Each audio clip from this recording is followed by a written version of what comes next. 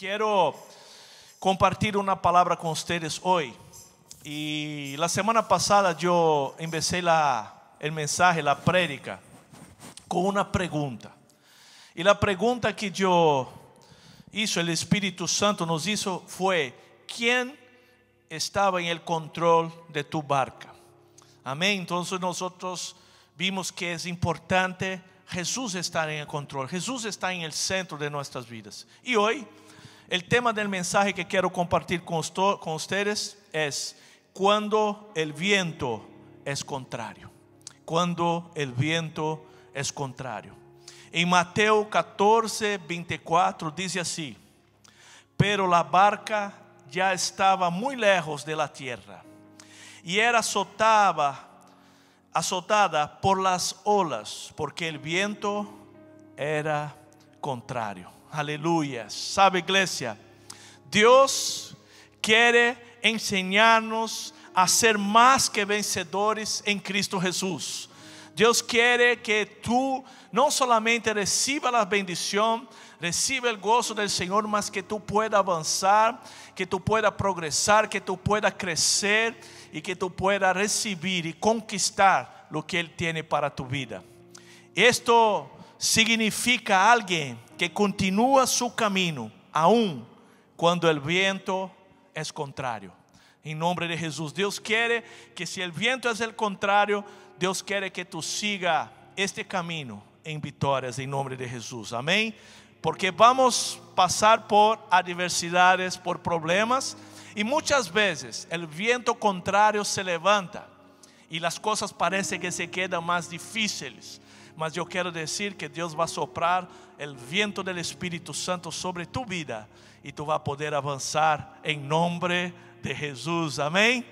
Y sabe, este pasaje que leemos se da enseguida después de la multiplicación de 5 panes y 2 peces, en cantidad tan grande que alimenta una multitud. Todos conocen el pasaje de la prédica del monte, donde Jesús tenía más de 5,000 hombres y ahí más los niños, mujeres, era una multitud.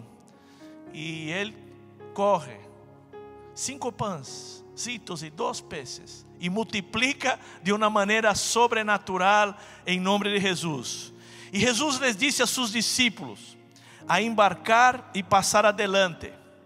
Y Él iba a salir a orar en el monte, estar un tiempo en oración.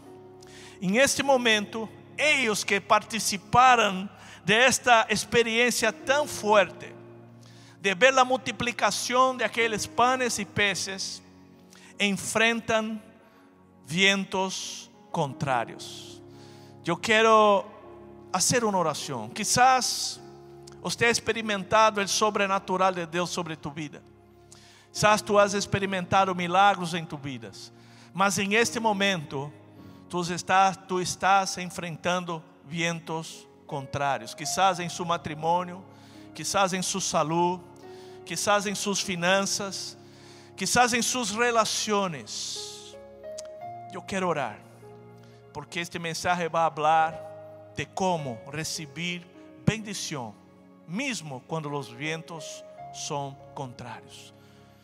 Cierra tus ojos y declara esta oración. Señor Jesús, yo quiero abrir mi corazón para recibir revelación de tu palabra, mismo que en este momento los vientos son contrarios.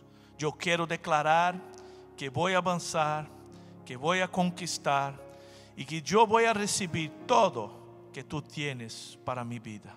Abre mi corazón, abre mis ojos, abre mis oídos, en nombre de Jesús. Amén. Gloria a Dios. Entonces yo voy a leer el texto, el contexto de la historia para que podamos entender. En Mateo 14, 22 dice así: enseguida Jesús hizo que los discípulos subieran a la barca y fueran adelante de Él, a la otra orilla, mientras Él despedía a la multitud. Después de despedir la multitud, subió al monte a solas para orar. Y al anochecer estaba allí solo, pero la barca ya estaba muy lejos de la tierra y era azotada por las olas, porque el viento era contrario. En la cuarta vigilia de la noche, eso significa más o menos entre 4 y 6 de la mañana, Jesús vino a ellos andando sobre el mar. Y los discípulos, al ver a Jesús andar sobre el mar, se turbaron y decían: es un fantasma. Y del miedo se pusieron a gritar.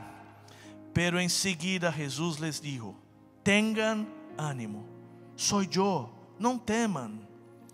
Y Pedro le respondió: Señor, si eres tú, mándame que vaya a ti sobre las aguas. Y Jesús dijo: ven. Le dijo Jesús. Descendiendo Pedro de la barca, caminó sobre las aguas y fue hacia Jesús. Pero viendo la fuerza del viento, tuvo miedo y empezando a hundirse, gritó: Señor, sálvame. Y al instante Jesús, extendiendo la mano, lo sostuvo y le dijo: hombre de poca fe, ¿por qué dudaste? Cuando ellos subieron a la barca, el viento se calmó. Entonces los que estaban en la barca lo adoraron, diciendo: en verdad eres Hijo de Dios. Aleluya. Una historia muy linda. Y tenemos algo prático, llaves que Deus nos vai dar para aprender em este momento, em este tempo que estamos vivendo tão difícil, com tantos cambios, com tantas situações, com os ventos contrários que se estão levantando em esta nação, em el mundo, em nossos países. E temos coisas, llaves que Deus quer dar-te para ti esta noite. E a primeira que temos que entender como superar os ventos contrários. A primeira coisa que aprendemos com Jesus é orar sempre. Amados, este é o segredo de uma vida de poder. Jesus, sendo Deus, sendo perfeitamente homem, Jesus tinha uma vida muito intensa de oração. Jesus orava por todo. Jesús todo que iba a hacer, Él oraba. Y Jesús ora en particular cuando la tentación viene en el desierto. Mira lo que dice en Mateo 4:1. Entonces Jesús fue llevado por el Espíritu al desierto para ser tentado por el diablo. Y después de haber ayunado y orado 40 días y 40 noches, entonces Jesús recibe y todo el tiempo Él oraba. Cuando Él fue bautizado, en Lucas 13:21, y aconteció que cuando todo el pueblo era bautizado, Jesús también fue bautizado. Y mientras Él oraba, el cielo se abrió. Aleluya. La oración de un justo puede mucho en poder. La oración tuya puede abrir los cielos. Y yo quiero declarar que los cielos se abren sobre tu vida en ese momento. ¿Por qué? Porque la oración tiene poder. La oración mueve lo sobrenatural de Dios. Y entonces se abrió el cielo. Cuando él estaba pasando por luchas, antes de ser crucificado, allá en Getsemaní, mira lo que pasó en Mateo 26:36. Entonces Jesús llegó con ellos a un lugar que se llama Getsemani y dijo a sus discípulos: siéntense aquí mientras yo voy allá y oro. En ese momento la oración de Jesús fue tan intensa, tan fuerte, que dice que él transpiró sangre, gotas de sangre, de tan fuerte. Y él dijo a sus discípulos: quédense aquí y me apoyen en oración. ¿Y sabe qué pasó cuando Jesús regresaba? ¿Sabe que los discípulos estaban haciendo? Durmiendo. Y dijo: ustedes no pueden ni orar una hora, estar conmigo. Y muchas veces nosotros estamos así como sus discípulos. Dios quiere que tú tengas una vida de oración, que no estés durmiendo, porque la Biblia dice: despierta tú que duermes, Cristo te resplandecerá. En nombre de Jesús, aleluya. Jesús oraba siempre, y nosotros necesitamos orar siempre. Jesús les contó una parábola para enseñarles que ellos debían orar en todo tiempo y no desfallecer. ¿Por qué? Porque si no oramos, vamos a desfallecer, vamos a desanimar, vamos a nos frustrar. No importa la situación. Jesús sabía que él necesitaba estar conectado con el Padre para no caer en tentación y poder resistir al diablo, poder resistir a todo que venía contra él, la oposición. Y él oraba y él tenía intimidad con el Padre para buscar fuerzas para entregarse en la cruz. Y sabe, hermanos, la palabra dice que nosotros debemos someternos a Dios, resistir pues al diablo y él huirá de vosotros. ¿Por qué? Porque cuando yo busco a Dios, yo entrego mi vida a Él, me entrego en sumisión a Dios, resisto al diablo y Él huirá. En nombre de Jesús. Porque mayor o que está en nosotros do que aquel que está en el mundo. En nombre de Jesús. Y sabe, hay un versículo que me llama mucho atención, que está allá en el libro de Salmos, que dice así: amo al Señor porque Él escucha mi voz y mi oración. Aleluya. Debido a que Él se inclina para escuchar, oraré mientras tenga aliento. Es el salmista, dice: Señor, escucha. Él me escucha. En cuanto yo tengo aliento, en cuanto yo puedo respirar, yo voy a orar al Señor. Amén. Y sabe, esta es una necesidad tan importante, hablar con el papá. Me llevó mucho tiempo para entender, pero finalmente me di cuenta que el asunto del matrimonio es acerca de la comunicación. Yo pasé mucho tiempo sin entender eso, y cuando aprendí, yo pude entender que matrimonio tiene a ver con comunicación. En los días que yo tenía una comunicación de alma y profunda con mi esposa, nuestra relación crecía más y más. Y los días que no teníamos ninguna comunicación o poca comunicación, nuestra relación decaía. Una relación nunca se queda quieta, o está creciendo o desfallece.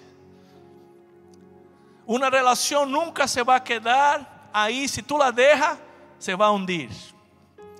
Lo mismo ocurre con Dios. En los días en que tienes conversaciones profundas y significativas con Dios, tu relación crece. En los días en que tienes poca o ninguna conversación con Dios, tu relación decae. Así de simple. Cuanto más tú buscas a Dios y abre tu corazón con Él y tienes tiempo de intimidad con Él, más tú vas a avanzar, crecer y aprender lo que Dios quiere hacer en tu vida. La Biblia dice: acercaos a Dios y Él se acercará de vosotros. ¿Cómo puedo entonces tener, o realmente cuando alguien ama, lo único que desea es pasar tiempo con esta persona? Cuando amamos a Dios, tenemos deseo de pasar tiempo con Él.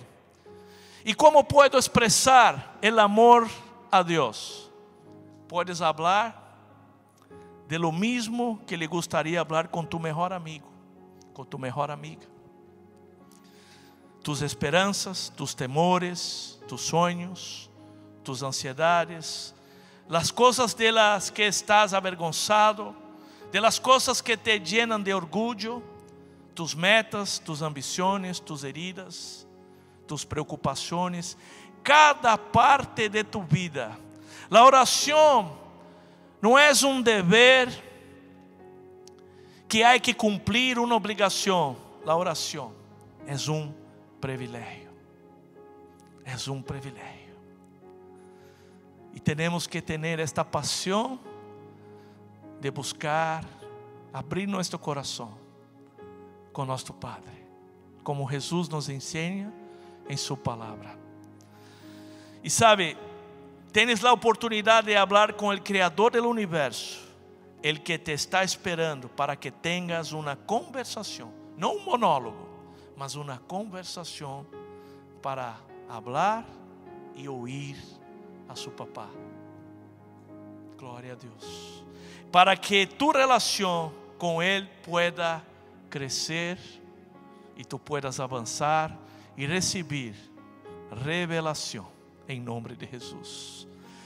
En Jeremías dice así: entonces ustedes me invocarán y vendrán a mí en oración y yo los escucharé. ¿Sabe qué pasó después de esta gran multiplicación, de este gran sobrenatural, el milagro que Jesús hizo? Él hizo lo mismo, Él se aisló para orar. Dice la palabra que después de orar Jesús fue a encontrarse con sus discípulos. Él mira y ve el barco donde están, muy lejos de tierra, azotados por las olas y por el viento.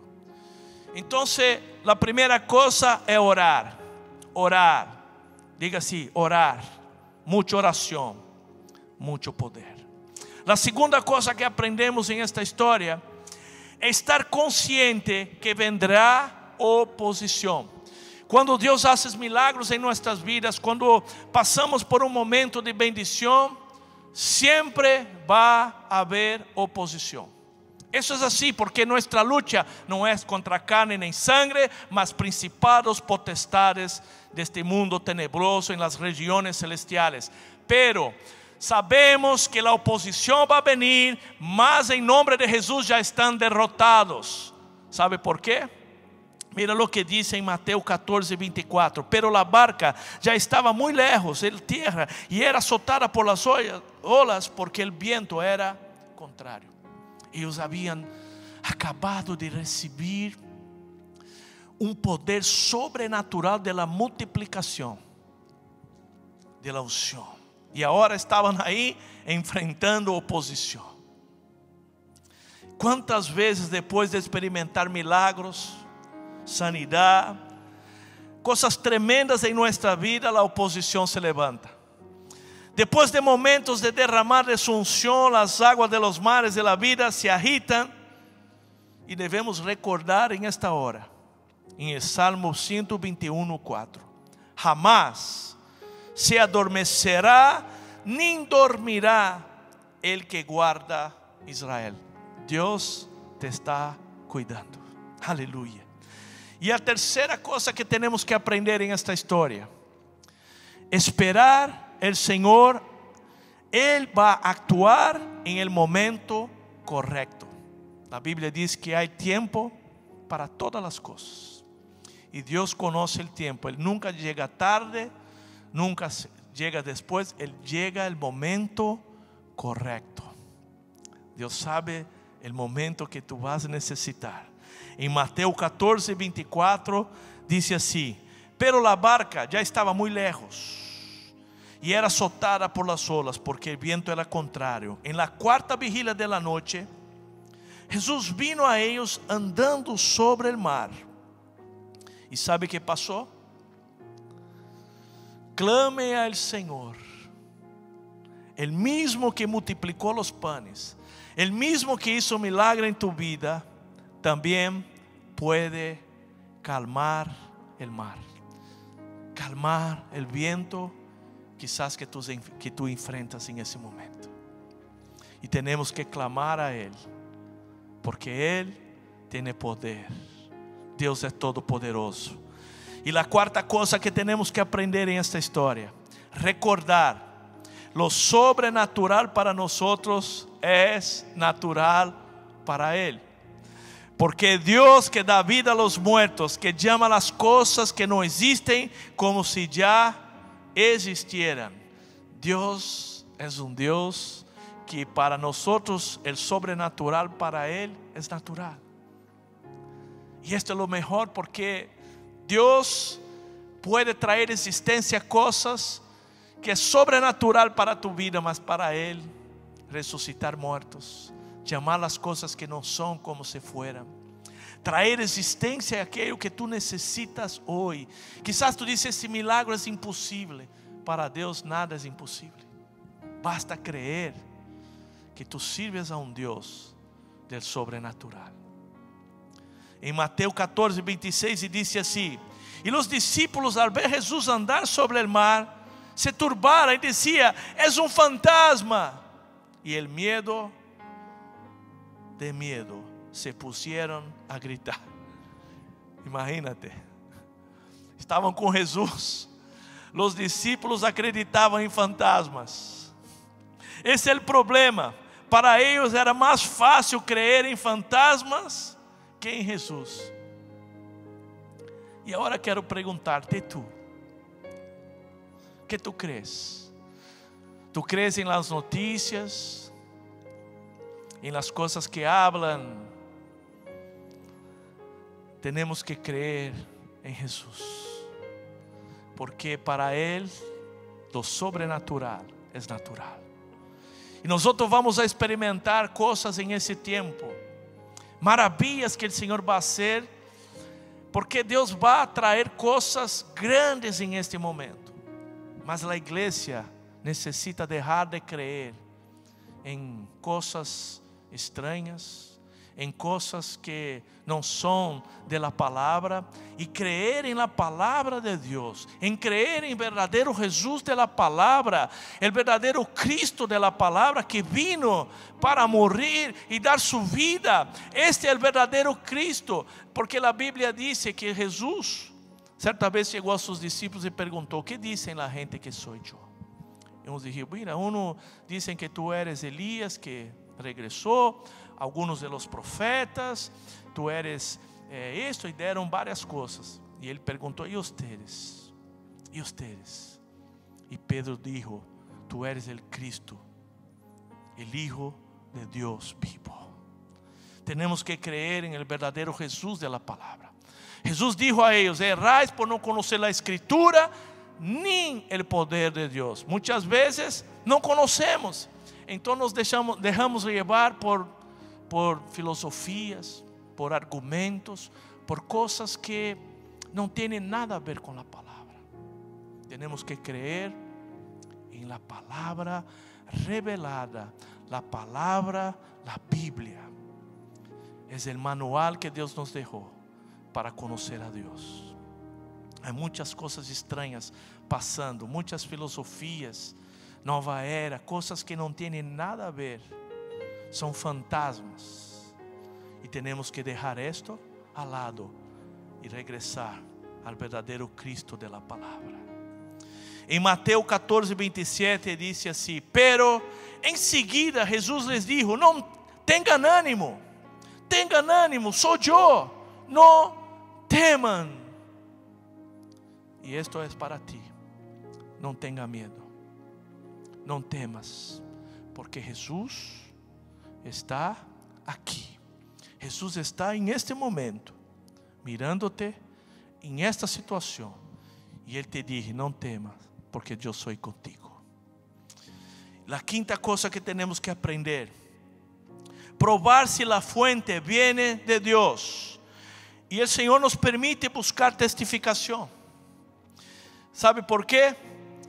Porque sabemos que el diablo, Satanás, se disfraza como ángel de luz.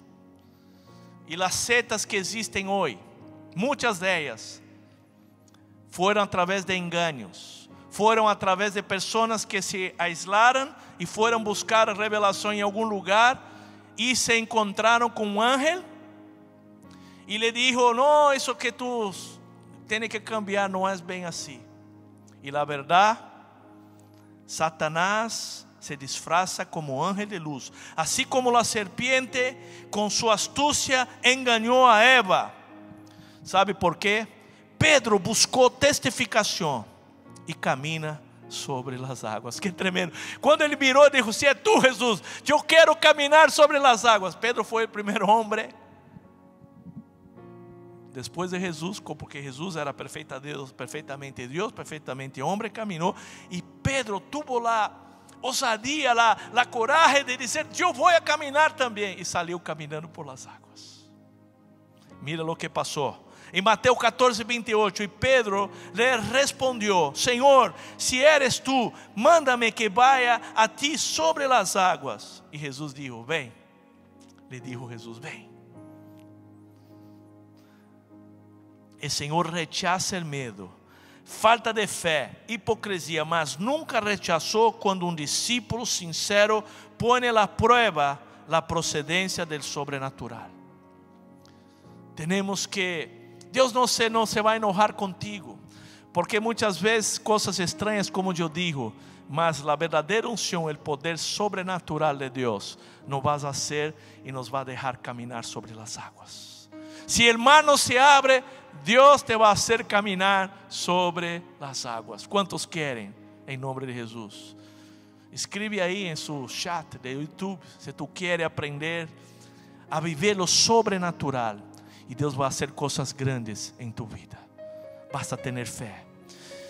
A sexta coisa que aprendemos: deixar a zona de comodidade. Temos que sair de nossa zona de comodidade,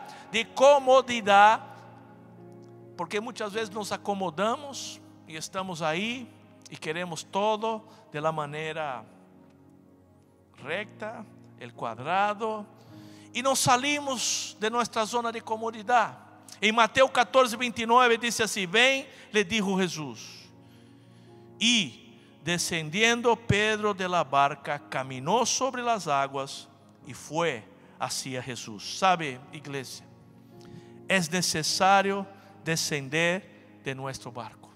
Deus te está chamando para que dê passo de fé. É necessário descender, sair desta comodidade, sair de tu zona de conforto e caminhar sobre as águas. É necessário sair desta área de segurança e é o momento de la fé, o momento de obedecer a que não tenha sentido. Andar sobre as águas não tem sentido para nós. Mas Pedro creyó. E sabe que isso? Saiu de aí, saiu de la barca e começou a caminhar. Deus quer que nós caminemos sobre as águas. Quizás caminhar sobre as águas para ti é sair desta situação, desta adição, é sair deste problema, é arreglar este problema de relação, é buscar vivir lo sobrenatural de Deus. Não tenha medo, porque Jesus te está dizendo: ven, levántate, camina, dá este passo de fé. Hoje é o dia que eu preparei para ti. Eu quero romper com esta atadura em tu vida. Eu quero romper com esta adição em tu vida. Eu quero arreglar tu casa. Eu quero arreglar esta relação. Eu quero arreglar este problema. Eu quero sanar-te. Dá este passo de fé em nome de Jesus. E por último, não desviar os olhos do Senhor. Não podemos perder a visão. Em Mateus 14, 30, então se diz assim: e ele, viendo a força del viento, tuvo miedo, e empezando a hundir-se, gritou: Senhor, sálvame. Que passou? Ele mirou o problema, sacou os olhos de Jesus e mirou o problema. Muitos começaram bem, começaram com uma unção, com o poder, com a alegria, o gozo, e desviaram os olhos de Jesus. Mire para Jesus. Mire para a missão que Deus nos ha dado. O reino de Deus não é apenas palavras. O reino de Deus não consiste em comidas, mas em poder, em restauração, em alegria e em gozo. es el reino de Dios. Y tenemos que tener una pasión, una visión del reino, pasión para el reino, mentalidad para el reino de Dios, para poder vivir lo que Dios tiene para nosotros. Y sabe, dice que pasó en Mateo 14:31, al instante Jesús, extendiendo la mano, lo sostuvo y dijo: hombre de poca fe, ¿por qué dudaste? ¿Qué es pequeña fe? Grande fe es fe en Dios, fe incondicional. Pequeña fe es fe en los hombres o en cualquier otra cosa limitada. Es una fe circunstancial, una fe que se mueve apenas por las circunstancias. Y sabe, iglesia, yo quiero concluir este mensaje y quiero decir que para que tú puedas recibir, para que tú puedas avanzar mismo cuando el viento es contrario, nosotros necesitamos devolver a Jesús la dirección del barco, la dirección de tu barco, la dirección de tu casa, la dirección de tu negocio, la dirección de tu familia. En Mateo 14:32, cuando ellos subieron en la barca, eso habla de Pedro y Jesús, el viento se calmó. Dios quiere calmar el viento. Dios quiere traer una unción nueva en esa ciudad, en nuestros hogares. Estamos viviendo tiempos difíciles, momentos de mucha inseguridad. Nadie sabe lo que va a pasar, mas Dios sabe. Dios sí sabe. Y Él quiere entrar en ahora en la iglesia, en nuestros hogares, en tu familia, y el viento se va a calmar. Cuando Jesús entra en el barco, Él reina y la tempestad cesa. Es la hora en que confieso mi incompetencia de lidiar con el viento contrario y digo: Señor, entra, toma la dirección total de mi vida y reina. En nombre de Jesús. Cierra tus ojos. Yo quiero orar por ti. Jesús va a entrar en tu barca. Jesús va a entrar en esa situación. Jesús va a tocar y este viento se va a calmar. Si el viento es contrario, prepárate para vivir experiencias poderosas. En nombre de Jesús. En nombre de Jesús. Padre, yo declaro: calma este viento que muchos están viviendo en este momento, en algún lugar, en algún país, en alguna ciudad, sea en matrimonio, sea en su hogar, sea en su salud. Yo te pido en nombre de Jesús, abre los cielos, Señor. Sopla tu viento poderoso, el viento del Espíritu Santo, y abre los cielos. En nombre de Jesús. Declare así conmigo. Declare así conmigo: Jesús, yo entrego el control de mi barco a ti. En nombre de Jesús. En nombre de Jesús. Yo quiero decir: Dios va a calmar el viento. ¿Y sabe qué ellos hicieron? Cuando Jesús entró en el barco, ellos adoraron. Tenemos que adorar al Señor. En Mateo 14:33 dice: entonces los que estaban en la barca adoraron diciendo: en verdad eres Hijo de Dios. ¿Y qué es adorar? Dios te ha escogido a cada uno, porque viene la hora que ya llegó cuando los verdaderos adoradores adorarán al Padre en espíritu y en verdad. Gloria a Jesús. En nombre de Jesús. Yo quiero hacerte una invitación. Nuestro hermano John va a invitarte a usted para que reciba a Jesús como Señor y Salvador, si todavía no ha hecho, en nombre de Jesús. El pastor hablaba de una barca, la historia de Mateo, donde Jesús estaba con sus discípulos y él dormía, mientras ellos estaban asustados con esa tormenta tan grande. Creían que se iban a hundir, el barco se llenaba de agua. Yo no sé cómo está tu vida hoy. Tal vez tu barca se está llenando de agua. Tal vez hay una tormenta alrededor tuyo, alrededor de tu vida. No sé cómo se llama esa tormenta. Tal vez desempleo, tal vez una enfermedad, tal vez una adicción, tal vez un problema con el cónyuge o tal vez con un hijo. Y yo quería esta noche invitarte a que estés más cerca a Jesús. Ellos estaban con él en la barca y él dormía, ellos estaban cerca. Jesús está ahí al lado tuyo. Solamente hay que dar un pequeño paso. La palabra dice en Romanos 10:9, dice que el que confesare con su boca que Jesús es el Señor y creyere en su corazón que el Señor lo levantó de los muertos, será salvo. Es tan simple, pero nosotros nos hemos encargado como de ponerlo tan lejos, así como los discípulos lo tenían al lado en la barca. Estaban cerca, ahí estaba. Él estaba durmiendo y él descansaba. Tú quieres tener ese mismo descanso que Jesús tiene en medio de esa tormenta. Ellos no comprendían todavía, pero hoy se está abriendo el entendimiento a través de esta palabra que hemos recibido del pastor, que esos problemas Jesús se los puede llevar. Él puede calmar esa tormenta que hay en tu casa, en tu vida en este momento. En tu mente puede ser.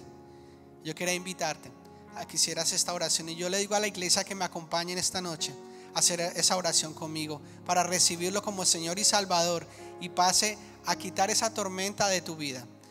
Señor Jesús, en esta noche yo te recibo como mi Señor y mi Salvador. Yo confieso que he sido pecador, pero sé que tú moriste en la cruz del Calvario por mí y resucitaste al tercer día. Pon mi nombre en el libro de la vida. Amén y amén.